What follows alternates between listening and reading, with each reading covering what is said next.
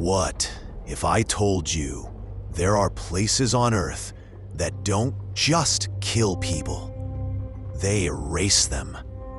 Real locations where hikers vanish, signals die, and whoever enters never walks back out. Still think you're ready?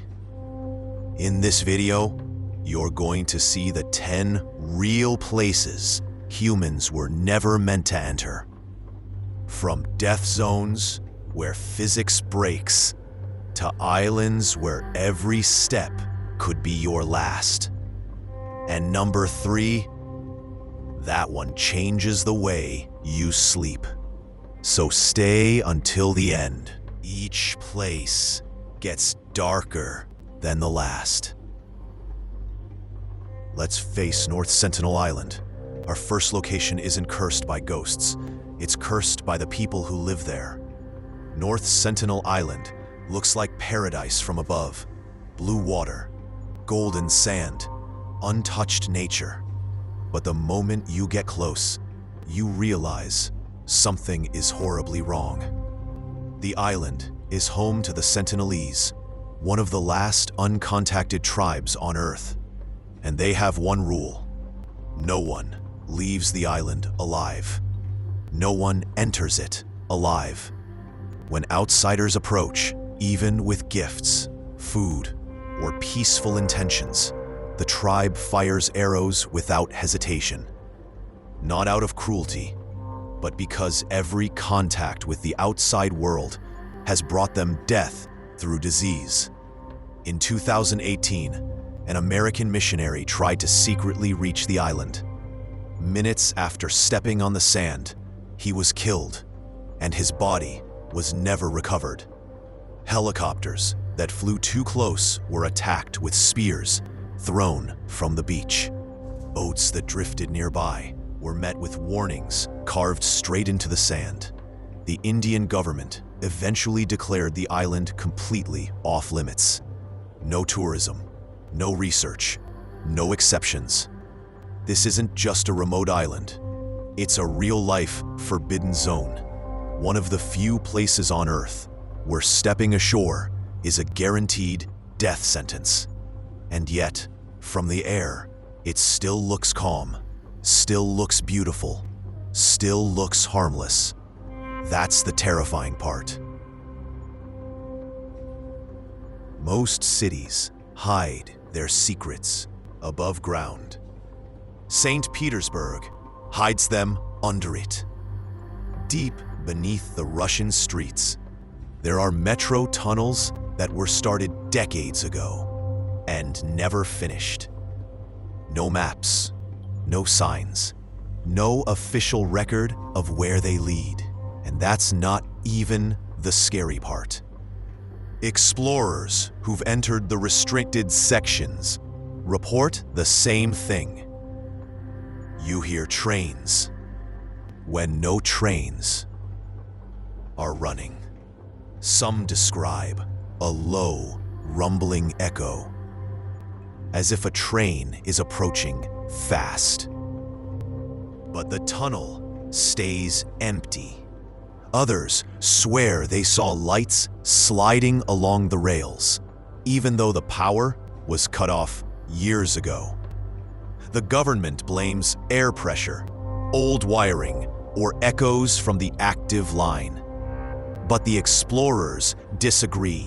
One of them said it wasn't an echo, it was coming toward us. The deeper parts are worse. Rusty tracks vanish into darkness. Water drips from the ceiling like a slow heartbeat, and every once in a while, you see something carved into the concrete walls. Stoi. Stop. Officially, these tunnels were abandoned because they were unsafe. Unofficially, multiple reports claim workers vanished during construction. Some said they heard screaming from the lower shafts, but when they checked, no one was there. Today, the entrances are welded shut, and the city denies the tunnels even exist. But locals know the truth. At night, when the metro closes, something down there keeps moving. Most mountains test your strength. Mount Hood tests your luck. From a distance, it looks almost peaceful. A perfect snow-capped peak rising over Oregon. Postcard pretty, like something you'd see on a travel brochure. But locals have another name for it. The mountain that waits.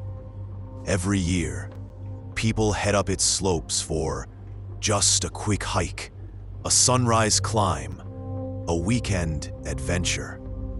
They post a picture at the trailhead, send a text saying, "I'll be back tonight."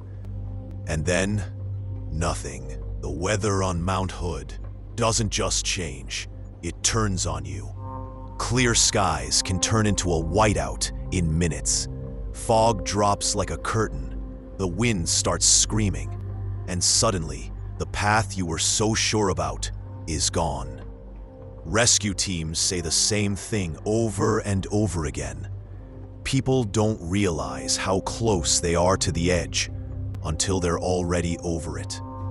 There are stories of climbers found just a few meters from shelter, frozen in place, as if the mountain waited until they were almost safe, then took everything away. Others are never found at all. Their last trace is a parked car in the lot below, iced over and waiting for an owner who isn't coming back. At certain points on the trail, radios cut out, GPS goes wild, and even experienced mountaineers report a sickening feeling that something is wrong, as if the mountain doesn't want them there. Official reports blame sudden storms, avalanches, bad planning, overconfidence. But ask the rescuers who've gone up there, body after body, year after year, and a few of them will quietly admit, it doesn't feel like a series of accidents. It feels like the mountain is keeping score. So if you ever see Mount Hood glowing softly under a calm blue sky, just remember, most of the people who disappeared up there thought it looked harmless too. They say Lake Baikal is beautiful, but beauty can hide the darkest things. Every winter, when Siberia freezes solid, a massive highway of ice forms across Lake Baikal. A road so clear, you can see straight through the frozen glass, into the black water, hundreds of meters deep. For locals, it's a shortcut. For travelers, it's an adventure. For unlucky drivers, it becomes a grave. Because Baikal doesn't freeze evenly. Under the calm, perfect surface, the lake is constantly shifting, cracking, stretching, tearing itself apart without warning.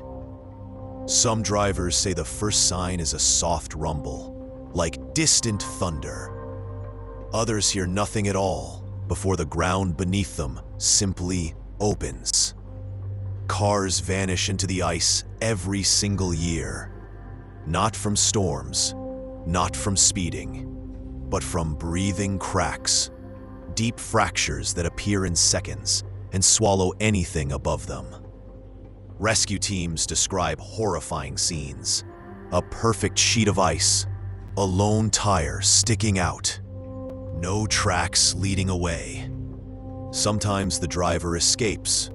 Most times, they don't. And here's the part nobody talks about. Divers who've searched the depths say there are whole vehicles down there, perfectly preserved, their headlights still intact, their doors frozen shut by a century of cold. Locals warn tourists about Baikal's moods.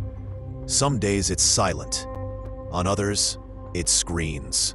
A metallic howl as the ice stretches and snaps like bones. Scientists explain it as thermal expansion, but the old fishermen who grew up on this lake say something different.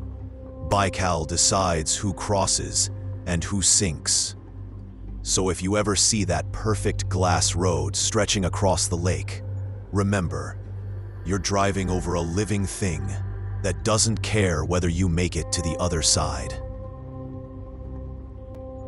Most deserts try to kill you with heat. Death Valley kills you with silence and sound. Deep inside California's Death Valley, there's a stretch of dunes that behave like nothing else on Earth. They don't just shift. They don't just collapse. They sing. Travelers say the first time you hear it, you think it's a plane overhead, a deep, vibrating hum that rises from the sand itself. But then the sound changes, growing, louder, deeper, almost alive. Some describe it as a low groan. Others say it's more like a massive engine starting up beneath the ground. But everyone agrees on one thing. It feels like the desert is warning you. Scientists blame it on sand resonance, grains sliding over each other at the right angle. But that explanation doesn't comfort the hikers who swear the sound followed them as they crossed the dunes. Then there's the other stories. The ones rangers avoid telling tourists. Stories about travelers who went off trail, pulled in by the strange humming, claiming the noise was coming from just a little farther. Some wandered so deep into the desert, their footprints vanished behind them. By the time search teams found their bodies, the sand had buried half of them, as if the dunes were trying to keep them. And every year, the same pattern repeats. A lone traveler hears the humming, chases it into the heat, and disappears from sight. Locals say the dunes sing for a reason. They believe the sound isn't just a natural vibration, but a lure, a way the desert calls to people who don't respect it. No matter what you believe, remember this. If you ever hear the dunes singing, don't go toward the sound. Because in Death Valley, some things make noise only when they're hungry. But here's the terrifying part. Everything you've seen so far, that was just the surface. Because the next 5 cases are darker, stranger, and far more disturbing than anything in this part. Some of them still have no scientific explanation. Some of them never had their victims found. And one of them is a mystery that's still alive today. And if you thought the stories in part 1 were unsettling, just wait until you see what's coming next. Don't forget, part 2 is on the way. And trust me, you'll want every light in your room turned on for that one.